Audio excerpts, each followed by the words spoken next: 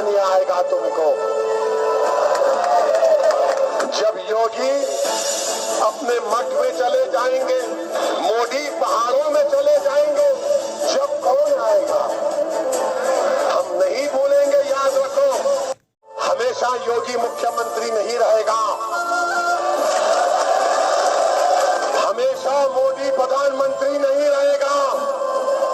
और हम मुसलमान वक्त के एतबार से खामोश जरूर है, मगर याद रखो हम तुम्हारे जुल्म को भूलने वाले नहीं है। हम तुम्हारे जुल्म को याद रखेंगे। अल्लाह अपनी ताकत के जरिए तुम्हारा तुमको निस्तो नाबूद करेगा इंशाअल्लाह ताला।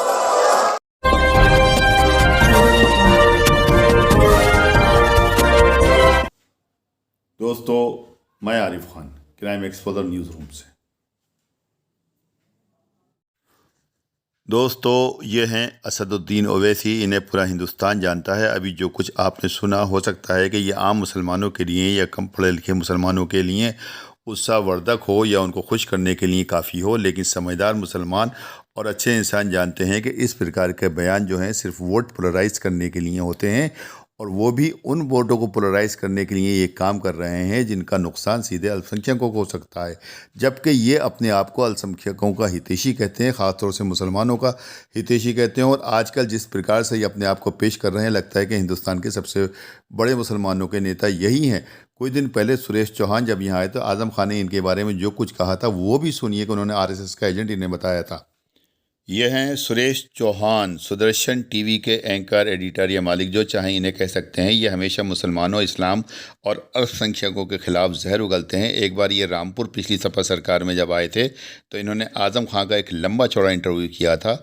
उसमें जब ओवैसी का जिक्र आया था तो इन्होंने और आज़म खान ने उसके बारे में क्या कहा था, खुद आप सुनिए इंटरव्यू में इन दोनों की ज़बानी के ओवैसी के बारे में इन दोनों के क्या विचार हैं। लोग मजबूर करते हैं इस बात के लिए कि ओवैसी वो कहे जो आप चाहते हैं। क्यों गंदे आदमी का नाम आप ले रहे हैं? ओवैसी क्यों को गंदे आदमी का नाम क्योंकि ले उससे रहे फ़ायदा होता है आपको। हैं? मेरा तो प्रश्न आपसे ये है कि आप इतना बड़ा विश्वविद्यालय बना रहे और कह रहे हैं कि इतने करोड़ हिंदुओं ने आपको पैसे दिए हैं, और आप उनके प्रति मन में द्वेष क्यों रखते हैं? आपकी हर बात हिंदू के खिलाफ। कि इस जैकेट को ज़्यादा पैसे देकर खरीदने के लिए तैयार है, तो इस यूनिवर्सिटी के मदद के लिए आपने जैकेट देना चाहिए। वो मुझे जलील करना चाहता होगा।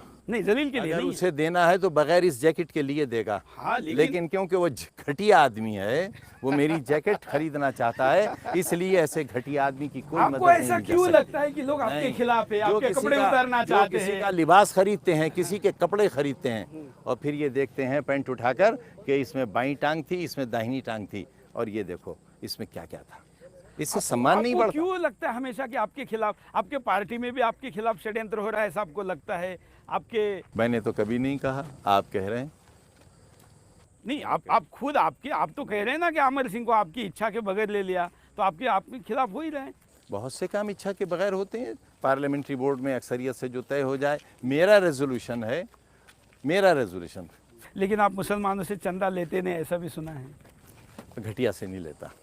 क्यों नहीं लेता। अब देखिए, वो दिल्ली वाला देगा तो थोड़े ले लूंगा, वो बिरयानी वाला देगा कैसे ले लूंगा? वो तो आपका आदमी है, उससे कैसे ले लूंगा? जो अपने माँ बाप का नहीं, जो अपने धर्म का नहीं, वो मेरा क्या हो सकता है? RSS का। मेरा क्या हो सकता है? RSS का है। खैर, ये इतना सारा जो दोस्तों, इस गुफ्तगू से आपने ये अंदाज़ा लगा लिया होगा कि कौन दिल्ली वाला है, कौन बिरयानी वाला है, कौन हैदराबाद वाला है। सुरेश चौहान ने कहा है कि जो अपने माँ बाप का नहीं हो सकता कि वो मेरा क्या होगा या आपका क्या होगा, तो वो किसी और का क्या होगा।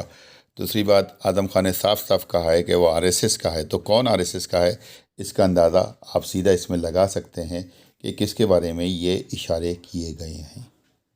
दोस्तों, इन सब बातों से ये बातें बिल्कुल साफ़ हो गई हैं कि जो शख्स मुसलमानों की भलाई को सामने रखकर सियासत कर रहा हो, वो कौन से एंगल से मुसलमानों की भलाई कर रहा है। जबकि इस वक्त फासिस्ट ताकतों को हराने के लिए, अल्पसंख्यकों की भलाई के लिए सारी सेकुलर जमातें एक हो गई हैं।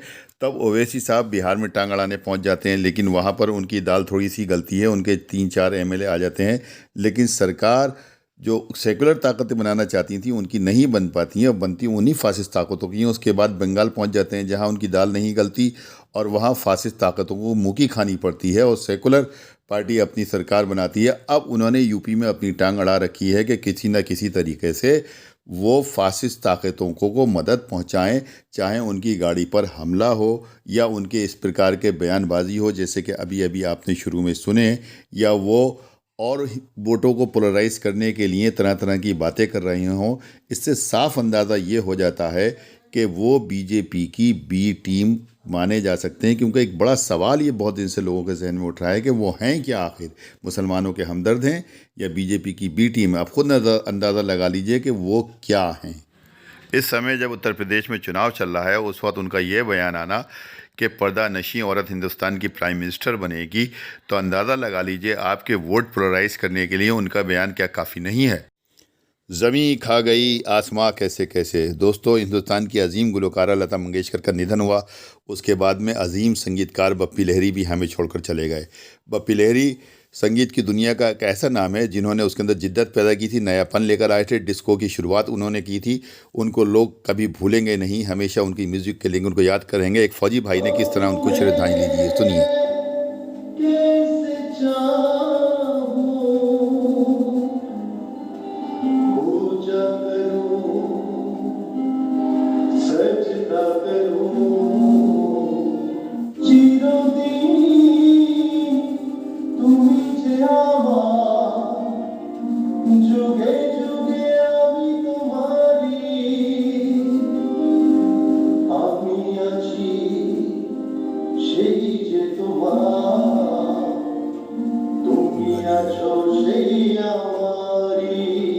दोस्तों, वीडियो पसंद आई हो तो लाइक कीजिए, शेयर कीजिए, चैनल को सब्सक्राइब कीजिए ताकि डायरेक्ट नोटिफिकेशंस आप तक मिलते रहें। नेक्स्ट वीडियो में जल्द मुलाकात होगी, तब तक के लिए जय हिंद।